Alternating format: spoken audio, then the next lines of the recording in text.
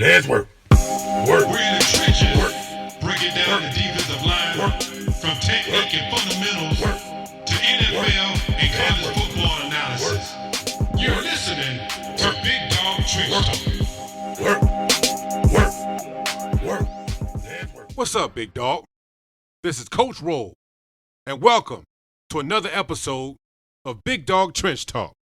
Thank you for subscribing to Big Dog Trench Talk, where you know your progress is our success. I do this for one reason and one reason only, and that is to make sure that as coaches and as players, that we are the best dogs in the trenches that we can be. The topic that we're going to discuss today is very important to me.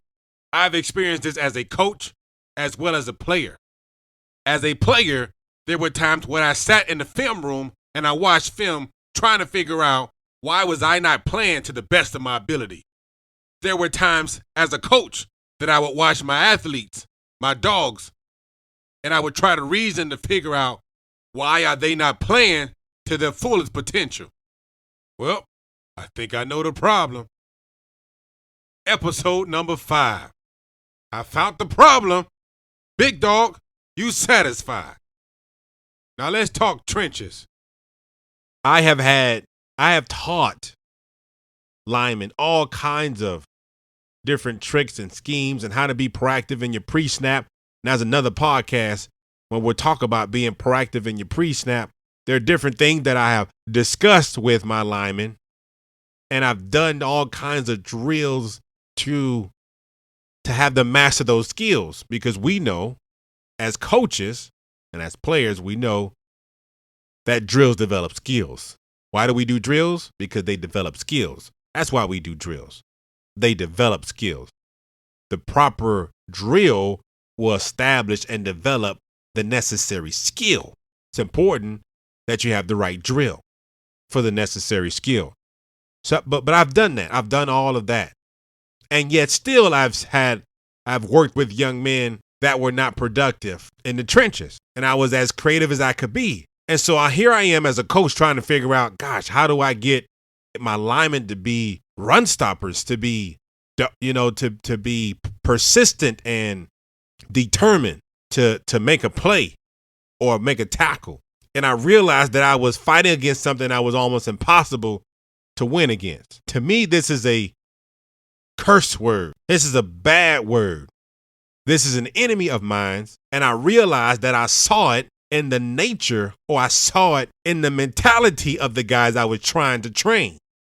And I realized that this thing was in them and it was preventing me from progressing them. And I recognized it as an enemy and as a villain. And to me, it's a bad word. It's an evil thing that was keeping me from progressing them or keeping them from progressing. And I was satisfied. The word satisfied. I'll give you an example. Watching these young men play, this was a long time ago, long time ago. But I always think about this. I watched these young men play, and I know they had loads of potential to be great and to do great. And looked good in the preseason, great summer training, thought things were well, thought they were developed and ready to go. First game came. First game was not what I expected. I didn't like that. I didn't like how they performed, and so we took it up a notch. More drills, quicker, faster, harder, again, trying to make it muscle memory. And it was. And so second game came, same thing, was not productive.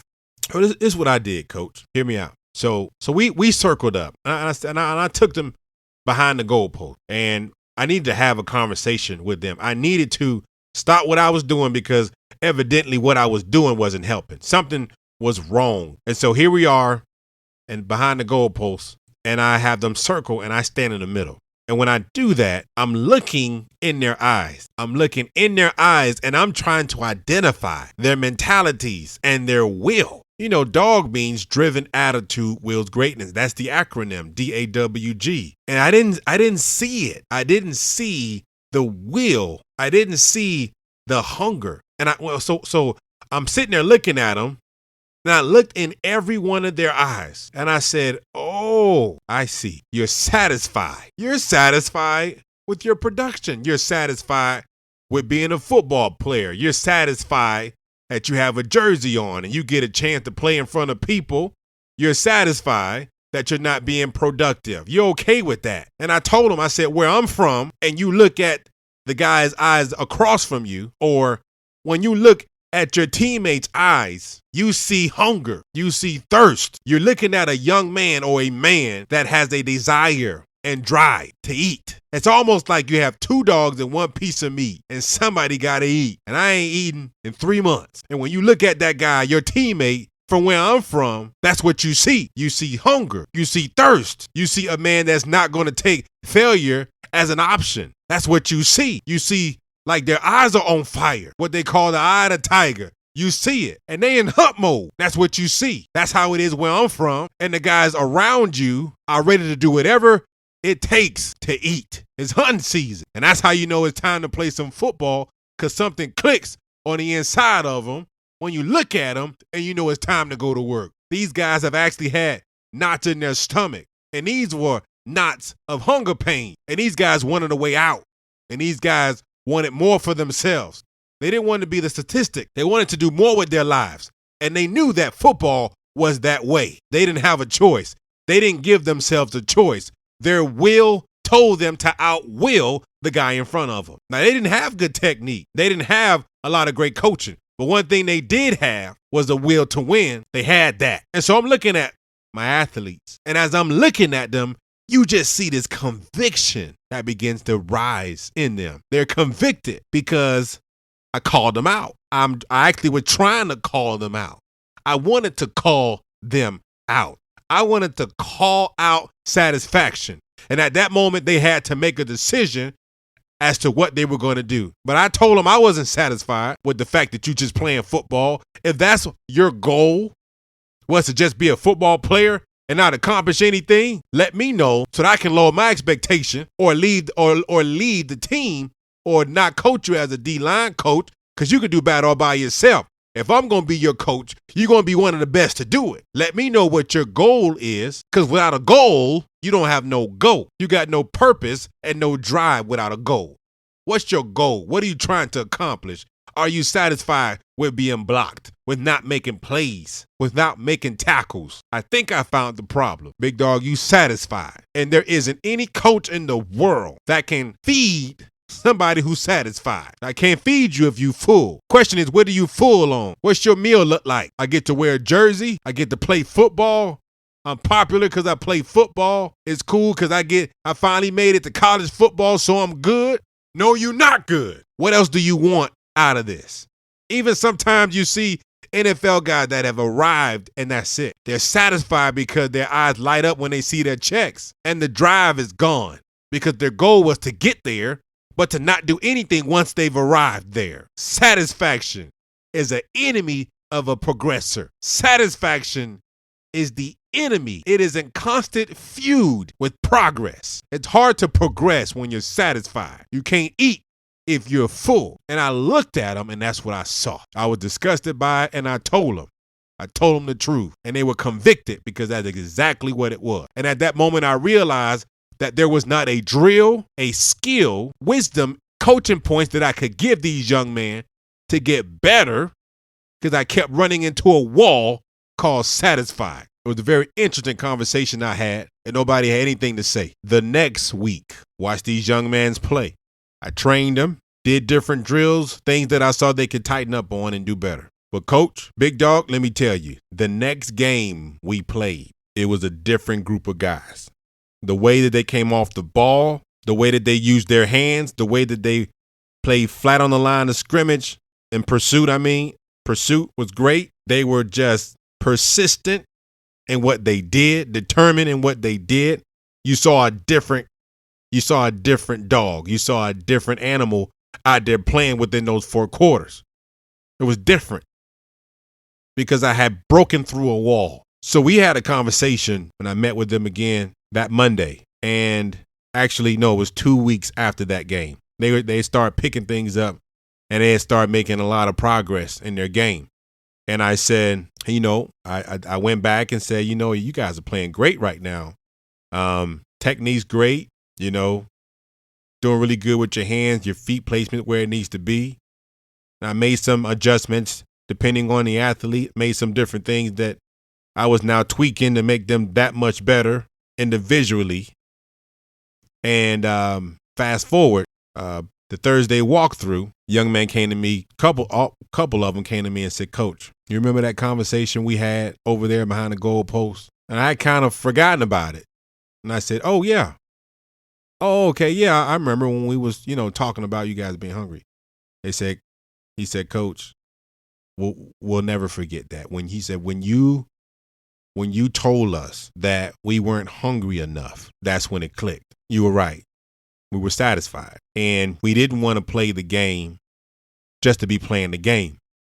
We realized to you it meant more than to us it needed to mean that much more. And we did a self-check. We even met afterwards and said, you know what, Coach is right. What are we doing this for? What's the purpose of why we're doing this? And ever since then, our goal was for you to not to have that conversation with us again. That's our goal. Our goal after that day, we talked about it, was for you to never, ever tell us that again, that we were satisfied. And they had an excellent year. They did some fantastic things that season. I was proud of what they were accomplished as a unit. But it took for me as a coach to look them in the eyes and identify that villain. Satisfied. As a dog, you're never satisfied. Never satisfied. Always looking to get better. Always looking to progress. Another big dog proverb from the Big Dog Bible that I always live by is this: date perfection, but marry progress. Date perfection, but marry progress. And to me, that means that I know what it means to be perfect, but I'm committed to getting better. I'm committed. I'm married to progress. Progress is something that I will do every day. Good is not good when better is expected. Learned that from a very wise coach. Good is not good when better is expected. Absolutely. That is good, but it's not good anymore because I'm not satisfied with what I just called good. How can I make good better? Absolutely. That's what makes a lineman better. And truthfully, when you talk about stopping the run, if you can't get past a lineman being satisfied, it's going to be hard to coach that young man. It's hard to feed somebody who's not hungry. It's hard to feed somebody who's full. How can you teach a man that doesn't want what you're trying to teach him? Can't be greater than his? No, sir.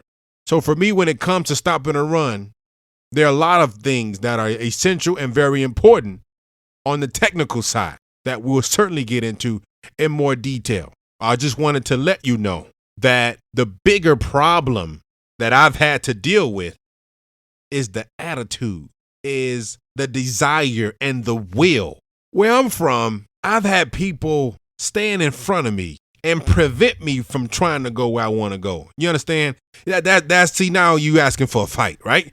I'm going straight and you stand in front of me and prevent me from going straight. Now, there's a reason why I'm trying to go straight. I'm going straight because there's something I have to do or there's something I have to retrieve, and it requires for me to go straight. And for a man, and I've had this happen where a guy steps in front of me and he's trying to keep me from going straight, that's a problem. And so politely ask, excuse me, can you move out the way? Or I'll try to walk around. And then they refuse to move and they are still in front of you because they want to try to control you. That's not a good situation. Now, I don't know if you've ever been in a fight before, and I was definitely not the person to go looking for them. But the one thing that I didn't like ever is when somebody tried to control me and step in front of me and keeping me from going where I need to go or where I want to go or where I'm supposed to go. I have a problem with that. And so I tell my defensive linemen, you are trying to go straight, and there's a person in front of you that is trying to control you and keep you from going where you want to go. If you were to take this situation and put it into a real life scenario. Let's say and I tell them coaches, big dog, let's say you are married and your wife and children are over there and you are going to go with them and somebody gets in front of you, preventing you from going to them. Listen, there is nobody and nothing in the world that would keep me from uniting with my family. There's nothing you can put between me and my house that'll keep me from going to my house. You will wish you had never attempted to do such a thing. Why? Because of my love for my family. And I mentioned this to another athlete. I said, man, listen, I know you love your daughters, right? And let's say your daughters is over there. And as you're walking to go with your children, I step in front of you, preventing you from going forward. Are you okay with that? All of a sudden, the mentality changed. No, I'm not going to let you step in front of me and keep you from being with my children or your brother or your father, whomever you love or whatever it is. The principle and the concept the same. How can you allow a man in front of you to keep you from going where you want to go? Take that mentality and apply it to football. There's something on the other side of the line of scrimmage that you need, that you want, that you've got to have. And this guy in front of you has the audacity to stand in front of you to let you know that he's going to stop you from getting where you want to go. There is nobody, if I can envision my family on the other side of that line of scrimmage, that's going to stop me from going where I need to go. You're going to wish you had never stepped in front of me and trying to stop me and control me to keep me where I need to go, where I want to go. Change your mentality. Their mentality has to change. It's not okay that I keep getting stopped. It's not okay that that man in front of me is controlling me. That's not okay. And neither will I keep allowing this to happen. So whatever I have to do to make sure this does not happen, you do what you have to do. That's where it starts. That's where progress starts, when you're not satisfied. And when you're not satisfied, that's where you'll begin to see progress. Sometimes progress happens in the absence of satisfaction. Remove satisfaction, and maybe you'll see progress. You're not going to stop me from going forward. I'm not going to let anybody stop me from progressing. I'm committed to that. Try. Good luck. That's my mentality. A driven attitude will always will greatness. As a coach, I'm asking my athletes, are you satisfied with that? Something precious is on the other side of the line of scrimmage, and he keeps stopping you from getting it. What are you going to do? Are you okay with that? I wouldn't be. Make a decision and make it quick. What are you going to do? It takes a special kind of person to play in the trenches. Why I call it the trenches. I love history, and you look at World War I, when we begin to see trenches in play. Trenches wasn't nothing to be messed with. Hats off to all my veterans and every man and woman that has ever served this country. The trenches, the things I've read about trenches, never been in one, are things that blow my mind. The things that these men and women have had to deal with in the trenches. But in the trenches, you've got to be a special kind of person to not only survive it, but to accomplish and get what you went there for. If you're in the trenches, you have a mission in the trenches. There's something you want to achieve, and it takes a special kind of person that would not be denied, that would not be stopped. You can drill and drill and drill every single day, and you can teach them the best techniques, and everything you could be saying could be right on point. But your enemy is satisfaction. Are they satisfied with not getting better? Are they satisfied with not being great? If that's the case, stop what you're doing and ask them, what do you want out of this? Call them out. Call that sin we call satisfaction out. If we gonna strap up and line up, then we gonna link up and eat up. That's what dogs do. We hunt and we eat. As a coach, I challenge you to look at your athletes in the eyes. And as a player, I challenge you to look at your dog next to you. And when you look at him, don't say nothing. His eyes should tell you everything. And your eyes should tell him everything he needs to know. And that should be one thing and one thing only. It's time to go to work. Woo, big dog, don't get me started, man. Sometimes we take it for granted. If only I can go back in time and play one more rep, one more series, man, I'll play it like it was my last. Coaches, don't let these young men take these reps for granted. And players, don't play with the attitude that there's always another rep. The only thing that's certain is the present. And even that is a gift. That's why we call it the present, because the present is a present. It's a gift. Maximize your gift. Take advantage of every moment you have. And every time you put your hands in the dirt, every chance you get, you go to work. And if you're satisfied, go sit down. Let that hungry man over there plow the ground. Hey, you, go eat up, big dog. Go eat. As always, big dog, I appreciate your time because I know it's valuable. Thank you for subscribing and listening to another episode of Big Dog Trench Talk. I would also like to thank you for those that have been visiting BigDogFootball.com. Several coaches all across the world have been benefiting greatly from the plethora of content that we have on BigDogFootball.com. We've been receiving several testimonials of athletes and coaches watching their big dogs get better and do great things in the trenches. We appreciate you joining Big Dog Football's mission, which is to make coaches and athletes the very best they can be. Remember, it takes a village to raise one. Let's keep growing the Big Dog Football community and assuring that our young men are tacticians in the trenches. All right, big dog, enough talking. Look him in the eyes. See if he's hungry. Strap up and line up. And together, we'll eat up. Stick those cleats in the dirt and let's go to work.